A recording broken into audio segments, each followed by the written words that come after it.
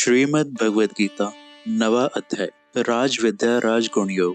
श्री कृष्ण बोले, तुझ दोष दृष्टि रहित भक्त के लिए इस परम गोपनीय विज्ञान सहित ज्ञान हो।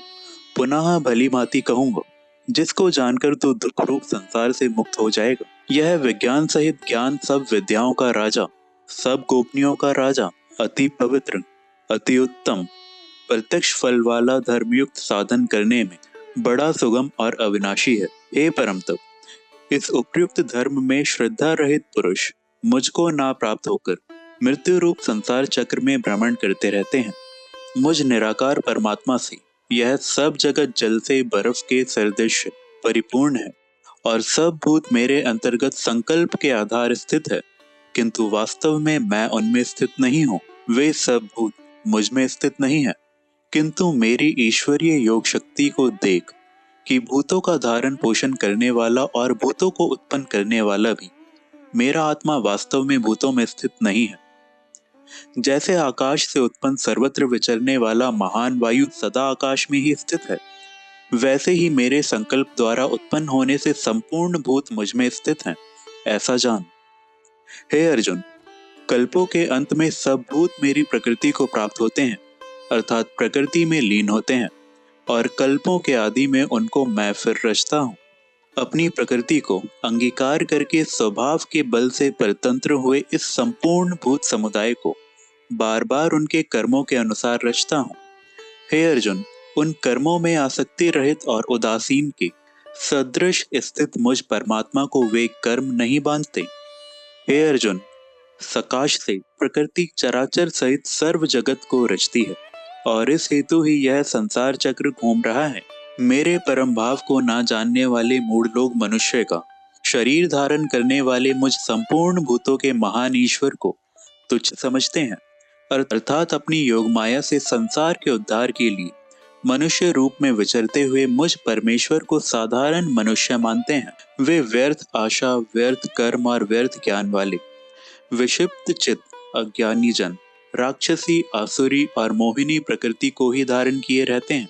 परंतु हे कुंती पुत्र, दैवी प्रकृति के आश्रित महात्मा जन मुझको सब भूतों का सनातन कारण और नाश रहित अक्षर स्वरूप जानकर अनन्य मन से युक्त होकर निरंतर भजते हैं। वे दृढ़ निश्चय वाले भक्तजन निरंतर मेरे नाम और गुणों का कीर्तन करते हुए तथा मेरी प्राप्ति के लिए यत्न करते हुए और मुझको बार बार प्रणाम करते हुए सदा मेरे ध्यान में युक्त होकर अनन्य प्रेम से मेरी उपासना करते हैं। दूसरे ज्ञान योगी मुझ निर्गुण निराकार ब्रह्म का ज्ञान यज्ञ के द्वारा अभिन्न भाव से पूजन करते हुए भी मेरी उपासना करते हैं, और दूसरे मनुष्य बहुत प्रकार से स्थित मुझ विराट स्वरूप परमेश्वर की पृथक भाव से उपासना करते हैं।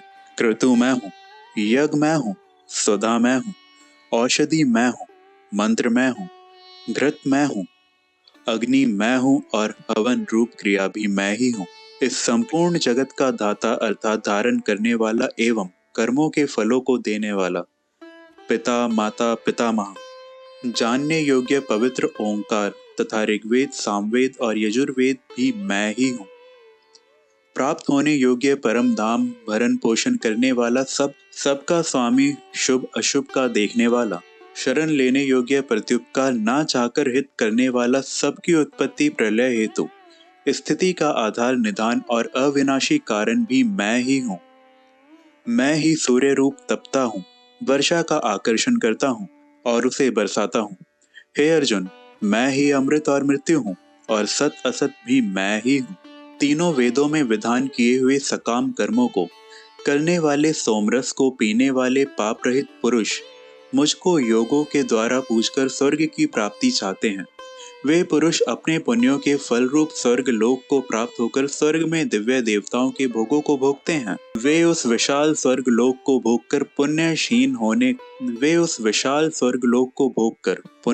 होने पर मृत्यु लोक को प्राप्त होते हैं।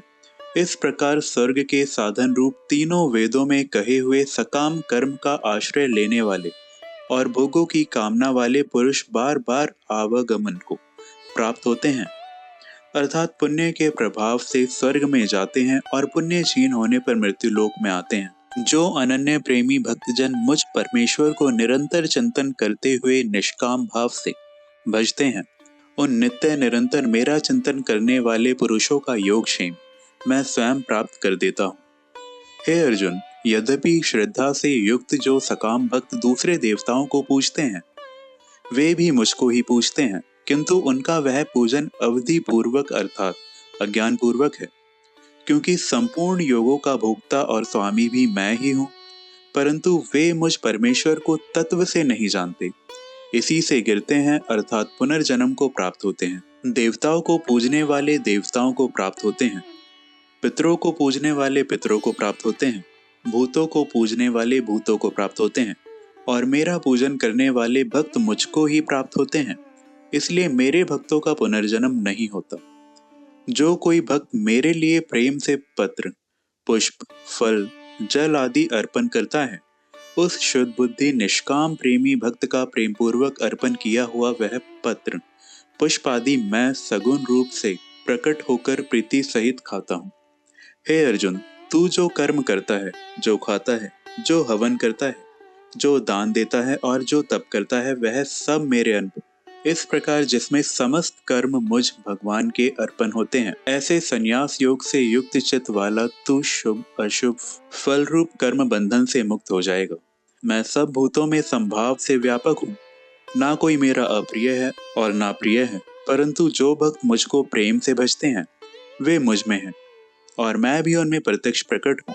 यदि कोई अतिशय दुराचारी भी अनन्य भाव से मेरा भक्त होकर मुझको भजता है, तो वह साधु ही मानने योग्य है, क्योंकि वह यथार्थ निश्चय वाला है, अर्थात उसने भली भांति निश्चय कर लिया है कि परमेश्वर के भजन के समान अन्य कुछ भी नहीं है। वह शीघ्र ही धर्मात्मा हो जाता है और सदा रहने वाली परम शांति को प्राप्त होता है। हे अर्जुन, तू निश्चय पूर्वक सत्य जान कि मेरा भक्त नष्ट नहीं होता। हे अर्जुन, स्त्री, वैश्य, शूद्र तथा पाप योनि, चांडाल आदि जो कोई भी हो, वे भी मेरे शरण होकर परम गति को ही प्राप्त होते हैं। फिर इसमें तो कहना ही क्या है, जो पुण्यशील ब्राह्मण तथा राज ऋषि भक्तजन मेरी शरण होकर परम गति को प्राप्त होते हैं।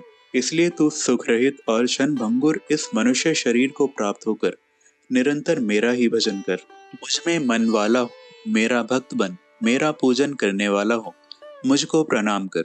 इस प्रकार आत्मा को मुझ में नियुक्त करके मेरे परायण होकर तू मुझको ही प्राप्त होगा।